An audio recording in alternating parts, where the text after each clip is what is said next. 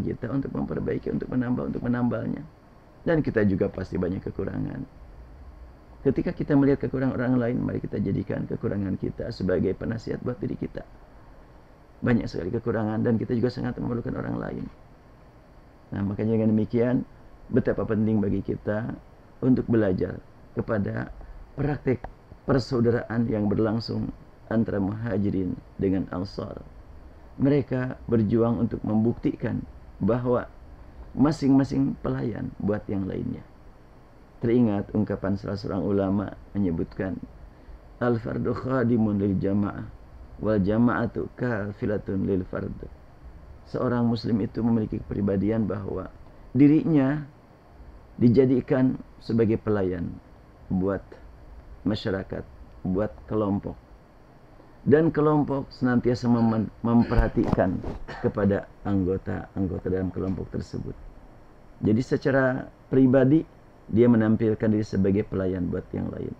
Kalau dalam satu kelompok berjumlah 50 orang, setiap pribadi dari 50 orang itu menjadi pelayan buat 49, pasti dia akan dilayani oleh 49. Nikmat sekali itu ya. Ini nampaknya yang patut kita wujudkan dalam diri kita. Sehingga kalau pemanya kita menemukan kekurangan pada orang lain, apa yang harus saya lakukan agar kekurangan tersebut tidak membawa kepada dampak negatif. Dan apabila merasa diri ada keistimewaan diri ini adalah milik Allah, amanat yang mesti kita manfaatkan demi kepentingan orang lain. Kalau seperti itu, mudah-mudahanlah gitu kita mendapatkan hidayah taufik dari Allah agar senantiasa kita memandang kekurangan orang lain sebagai lapangan amal buat kita. Kekurangan siapapun jadikan lapangan amal buat kita. Ya, ada seorang pembina dalam satu komplek perumahan, pembina keislaman tentunya. Kemudian dia diundang rapat oleh satu pemimpin komplek tersebut. Rapat untuk mengundang seseorang yang tertarik mereka karena popularitasnya, bukan karena kualitasnya. Pembina ini dia membimbing komplek tersebut dengan kajian-kajian keislaman, dari mulai kajian Al-Quran, hadis, fikih, akhlak dan sebagainya. Kemudian dibahaslah pada waktu itu oleh kepala masyarakat akan mengundang seseorang yang usianya lebih muda dari pembina ini, ilmunya juga di bawah, dalam beberapa hal di bawah, cuma punya popularitas. Dan dana yang disediakan cukup besar. Tetapi masyarakat mau. Akhirnya terdengarlah gitu oleh istrinya si pembina. Kata istrinya, ini mengundang orang tersebut sampai biayanya begitu besar, padahal bapak yang membina sehari-hari di sini dikumpulkan setahun aja katanya dari masyarakat ini gak nyampe.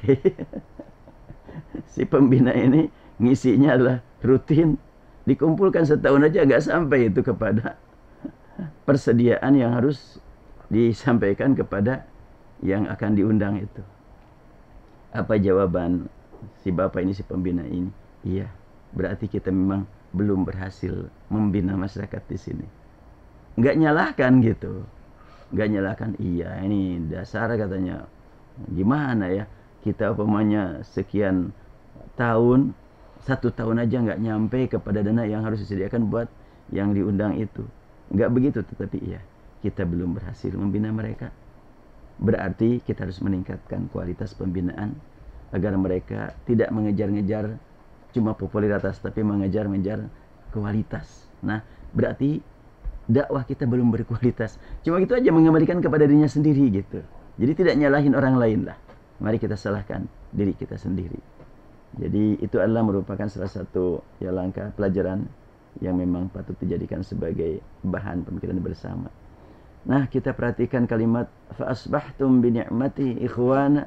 Kalau sudah diperjuangkan untuk meraih persaudaraan dan masing-masing anggota ukhuwah ini, anggota ikhwah ini sudah mencapai tingkatan yang diharapkan, yaitu persaudaraan berlangsung, pasti keistimewaan masing-masing akan berguna buat yang lain. Ada yang mungkin memiliki keilmuan di bidang pertanian akan bermakna buat yang lain. Untuk umpamanya di bidang manajemen bermakna buat yang lain, ekonomi bermakna buat yang lain, karena memang sudah saling sayang menyayangi, cinta mencintai apa yang ada pada diri saya. Ini amanat dari Allah untuk digunakan demi kepentingan orang lain. Terus saja begitu.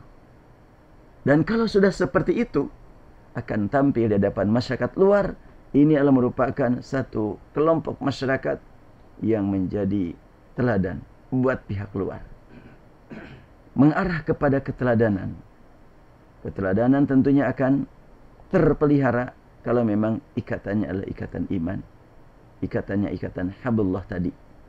Bukan ikatan organisasi, bukan ikatan pekerjaan, tetapi ikatan hablullah tadi, ikatan Allah Subhanahu wa taala.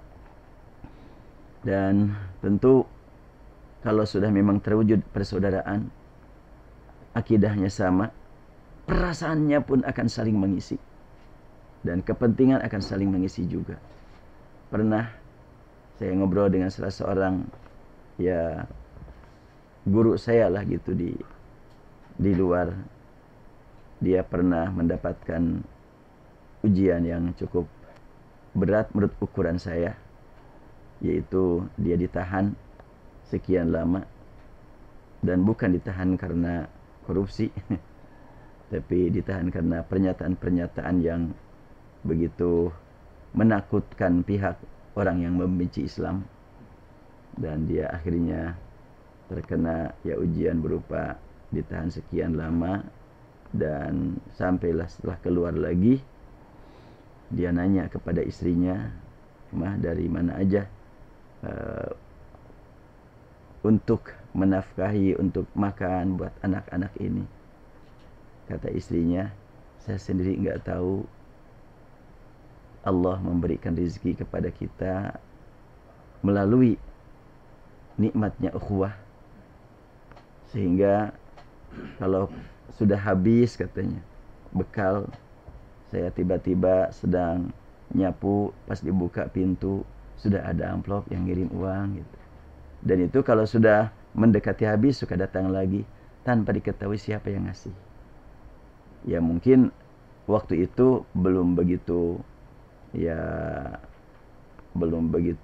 populer nomor rekening, karena ini adalah orangnya juga bukan orang yang di kota, tapi begitu saja terus datang. Nah, itu adalah bukti ukhuwah itu. Jadi ukhuwah itu sampai kepada tingkat materi, perasaan, perkataan. Nah, kita kadang-kadang ada seminar tentang ukhuwah. Waktu seminar debat, selesai seminar atau diskusi, gimana diskusinya? Sukses, banyak orang. Hasilnya bagaimana? Ya udah, banyak orang, selesai.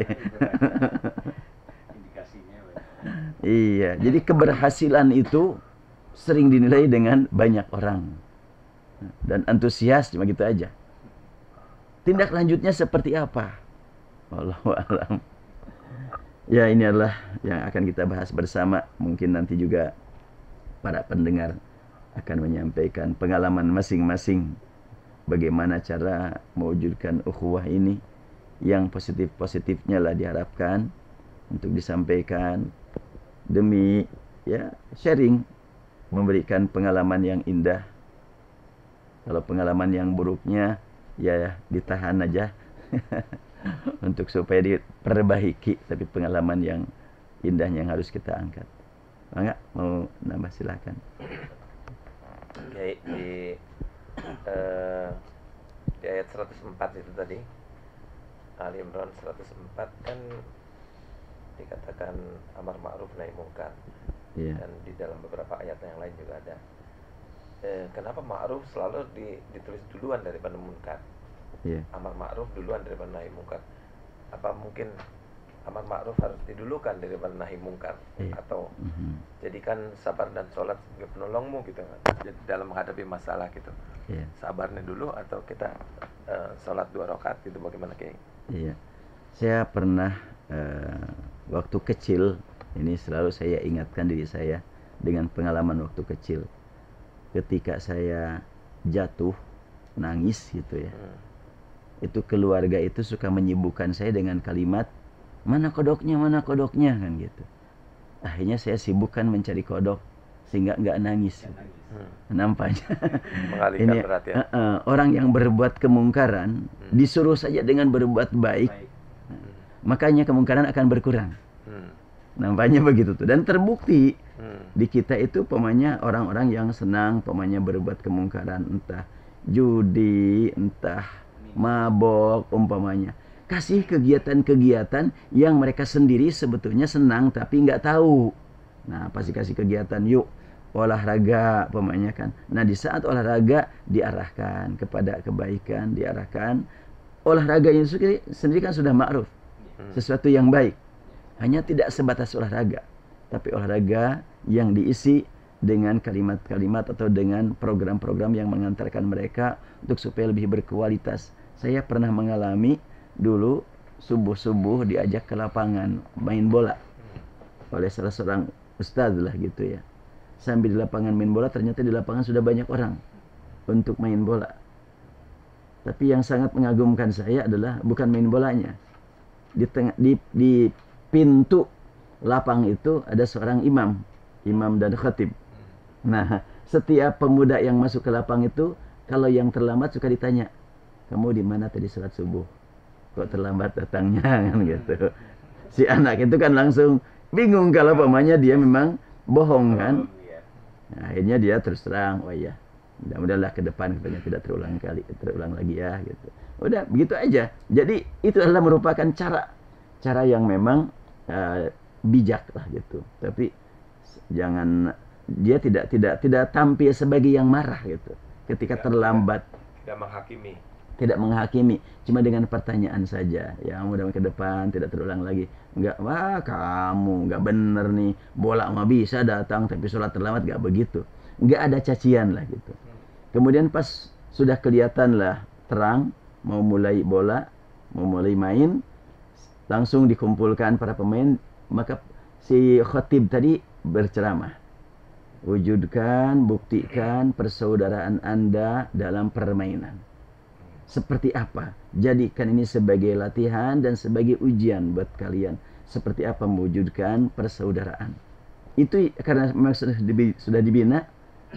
Pas mulai bermain, taruhlah pemainnya grup sebelah timur dengan grup sebelah barat, grup A dengan grup B, sudah mulai main.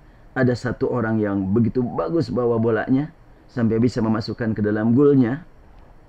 Itu taruhlah pemainnya kita katakan grup B kemasukan gol oleh grup A, maka grup B itu langsung menyambut dan memeluknya si yang menang itu. Jadi yang kalah itu memeluk yang menang. Bukan sesama teman yang menang berpelukan untuk manas-manasin yang kalah, enggak. Tapi yang kalah merasa bangga punya teman sebelah sana bagus mainnya. Diharapkan dengan kecepatan pergerakan dapat mengantarkan dia bekerja begitu bagus juga lah. Iya, baik, kita terima dulu. Adi Omara. Assalamualaikum. Waalaikumsalam warahmatullahi. Apa yang diuraikan oleh Ustaz Saiful tadi, saya cermatilah semua ya. Nah, sekarang begini, kita kembali kepada Rasulullah. Rasulullah itu adalah uswatun hasanah, teladan kebaikan kan gitu. Nah, jadi kita kembalikan semuanya itu kepada Rasulullah ya. Hanya Rasulullah, zaman Rasulullah itu belum sekompleks sekarang penghidupannya ya. Jadi Rasulullah dulu nggak ada mencontohkan kalau kamu menjadi pembalap, jadi pembalap yang bagusnya begini, nggak.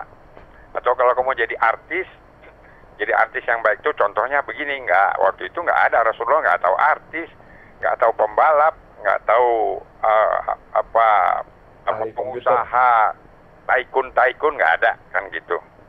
ya termasuk juga dokter nggak